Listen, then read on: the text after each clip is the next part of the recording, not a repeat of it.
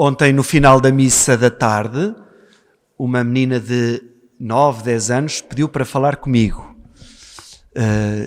Como se fosse assim uma audiência. Pediu para falar comigo. Eu disse, está bem, então vamos lá falar, diz lá. E ela diz assim, queria dizer-lhe que foi a primeira vez que vim a esta igreja e que gostei muito de vir aqui à missa, porque percebi tudo o que o senhor padre disse.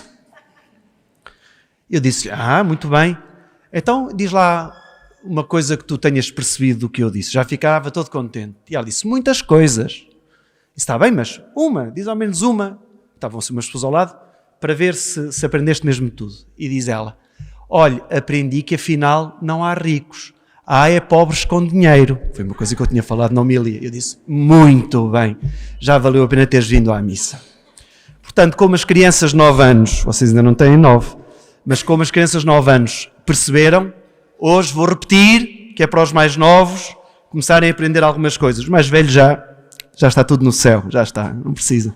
Ora, os mais novos sim, prestem atenção para irem percebendo o que significa a sério ser cristão, porque é muito importante. Nós escutámos hoje o mais belo texto alguma vez inspirado na história da humanidade.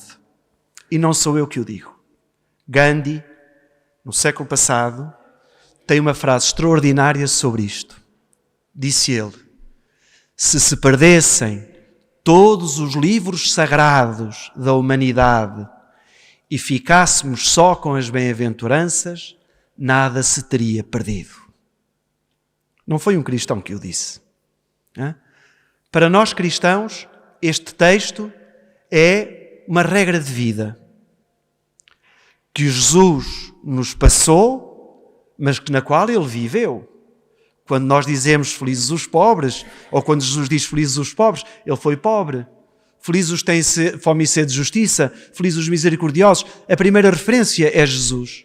Jesus transmite-nos aquilo que ele vive, aquilo que é a sua realidade sobre a terra. Mas obviamente que não é um texto só para cristãos, só para católicos. Acaba por ser, no fundo, um grande código ético da humanidade. Porque se trata de felicidade. E que se trata de uma felicidade que não se baseia no ter, mas em ser. E numa sociedade de consumismo na qual já estamos todos embrulhados e em que o mais importante é a aparência, é o ter, Jesus chama-nos à realidade e diz-nos, tu és mais importante do que aquilo que tens. Jesus não diz felizes os que têm dinheiro, os que têm, não, os felizes os que são. Felizes os que são. Esta é a segunda pregação de Jesus. Nós no domingo passado não ouvimos a primeira, porque foi a festa de São Vicente, mas foi a primeira pregação de Jesus, depois de ter sido batizado, foi para o deserto 40 dias, e quando saiu do deserto, a pregação foi simples. Arrependei-vos, porque está próximo o reino dos céus. Foi a primeira pregação de Jesus, e já estava tudo dito. Hoje escutámos a segunda pregação. Jesus sobe ao monte, já com discípulos, e passa-lhes, transmite-lhes este, como diz o Papa Francisco, este bilhete de identidade dos cristãos. É uma regra de vida. O Papa Francisco esta semana disse que achava horrível que os padres falassem mais de 10 minutos. E eu enfiei o carapuço. Portanto, vou cortar aqui um bocadinho. Não vou falar das 8 bem-aventuranças, vou falar apenas de 3. Apenas de 3. Que me parecem importantes e atuais. A primeira é exatamente a primeira que aparece, quer nesta versão de São Mateus, quer na versão de São Lucas. Felizes os pobres em espírito, porque deles é o reino dos céus. É óbvio que Jesus não está aqui a dizer aos pobres involuntários, aos que vivem na pobreza, que vocês é que são felizes. Porque isso seria uma ilusão. Estes pobres de espírito não são as classes baixas que se têm de aguentar com a vida que têm. Não é esses. Na Bíblia, a pobreza não é sinal de felicidade. Na Bíblia, o rico, o que tem, e o que tem para partilhar, esse é que é abençoado por Deus. Portanto, quando Jesus diz felizes os pobres em espírito, não está a dizer felizes de vocês que passam fome, felizes de vocês cujo vosso ordenado não chega ao fim do mês. Não é o elogio para esses pobres. Também não é aquela categoria que nós, a partir do Evangelho, inventámos e deturpámos dos pobrezinhos coitadinhos. Não é um pobre de espírito, não é? Não tem muita cultura, não se desenvolve muito bem. Coitadinho, olha, é um pobre de espírito. Também não é esse que Jesus valoriza, porque fomos nós que criámos essa categoria. Talvez a melhor interpretação aprendia eu com a Bíblia que o Frederico Lourenço traduziu do grego para o português. Ele não é teólogo nem exegeta, mas é dos melhores tradutores que nós temos do grego. Então ele há uns anos atrás decidiu traduzir a Bíblia do grego.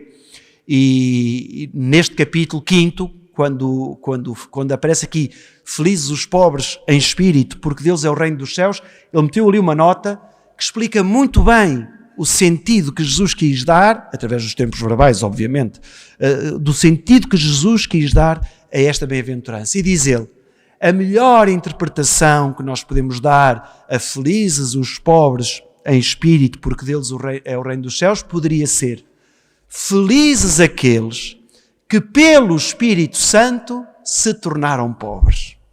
Felizes aqueles que pelo Espírito Santo se tornaram pobres. E é aqui que entra os pobres com dinheiro. É aqui que entra. Porque, de facto, nós vemos no nosso mundo os ricos que nós temos são pobres da pior categoria com dinheiro. É mesmo isto.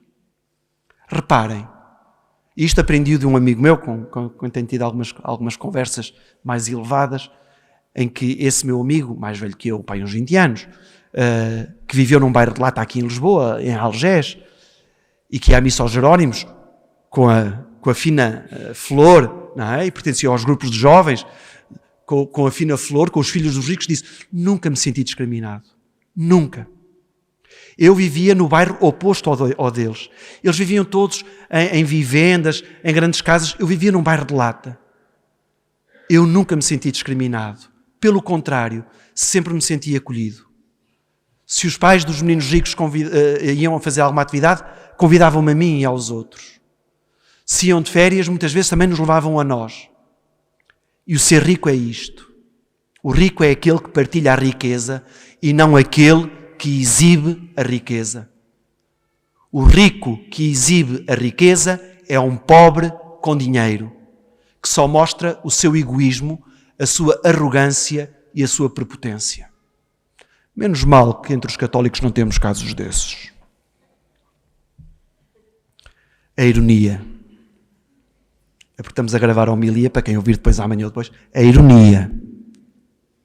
Felizes os pobres. Então, se nós queremos viver este projeto de Jesus Cristo, que é um projeto de felicidade, porque bem-aventurado significa feliz, se nós queremos viver a sério este projeto de felicidade, temos que deixar que o Espírito Santo entre na nossa vida para que nós façamos a opção da pobreza, que nós até dizemos pobreza voluntária. É o querer ser pobre. E um rico pode ser pobre? Pode. Partilhe o que tem. Não seja arrogante. Não ande a exibir o dinheiro que tem em carros, em luxos, em coisas desmedidas, quando se poderia ajudar tanta gente com a riqueza que tem e que lhe sobra. Por causa dos 10 minutos, temos que passar ao segundo. Bem-aventurados os humildes, porque possuirão a terra. Jesus foi humilde. Ele, que era Deus, fez-se um de nós. Em tudo igual a nós, exceto no pecado. Morreu da forma mais humilde e humilhante, como nós o vemos na cruz. Jesus disse uma vez, vinde a mim porque eu sou manso e humilde de coração. O que é que isto significa? E porque é que esta é uma bem-aventurança? Porque é que são felizes os humildes? Porque todos nós, o que nos caracteriza a todos nós que aqui estamos, é que somos barro da mesma terra. Somos todos humanos. E no ser humano não há seres humanos de primeira e de segunda. Nós às vezes fazemos esses escalões.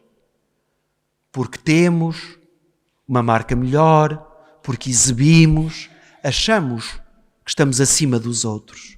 Mas o que caracteriza o ser humano, a espécie do ser humano, é que todos os que pertencem a esta espécie vêm do mesmo fundo, que é o humus. É daqui que vem o humano e a humanidade. É o humus, a terra. Somos todos da terra.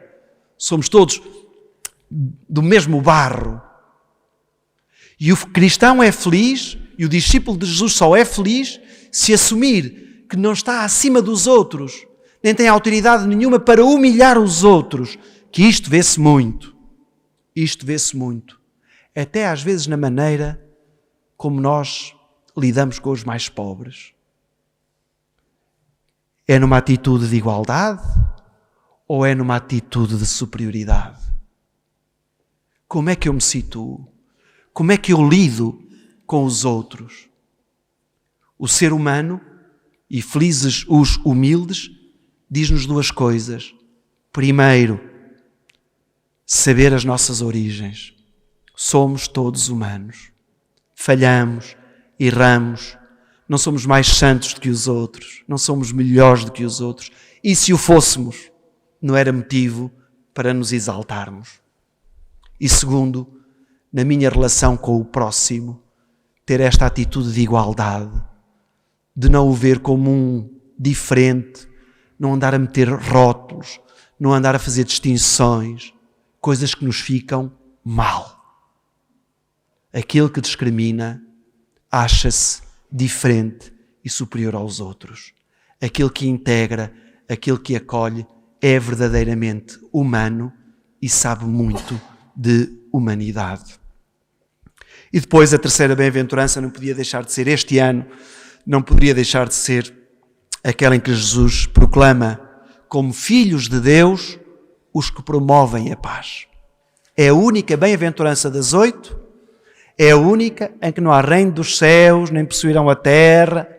É a única bem-aventurança em que Jesus diz: quem promove a paz é realmente filho de Deus. Promotores de paz. E nós que estamos embrulhados numa guerra, que não sabemos quando termina, em que vemos tantas desgraças, em que vemos tantas mortes, tanta destruição, não só na Ucrânia, nós temos de dar graças a Deus por todas as pessoas que não desistem e não desistiram de promover a paz. Porque a guerra cansa, a guerra faz baixar os braços, a guerra pode nos tornar insensíveis. Já vai há um ano. Não pode ser. Nós temos que ser promotores de paz e agradecer muito às pessoas e às instituições que promovem a paz e que não se conformam com situações de guerra. Mas esta questão de ser promotor de paz, podia nos tornar isentos desta promoção, porque não estamos lá, não temos maneira de travar a coisa, gostaríamos muito, mas não temos maneira. Mas todos nós temos uma maneira de promover a paz. A começar no coração de cada um. Se todos nós fizermos um compromisso sério de não sermos violentos, de não respondermos ao mal com o mal, de pormos água na fervura, porque há tanta gente que gosta de pôr lenha na fogueira. Isto a começar em mim. Eu fazer um compromisso sério de paz, de não conflito, de não violência, de não complicar, de não provocar. Eu estou a ser promotor de paz. Eu sinto-me filho de Deus. E depois daqui, vai para a nossa família. Se todos os da família, pais, filhos, avós, netos, se comprometerem em serem pessoas de paz, vai haver mais paz em casa. Não vamos arranjar confusão por nada. Conseguimos dialogar e corrigir-nos uns aos outros sem haver violência. E depois passamos para o nosso trabalho, para os nossos mundos.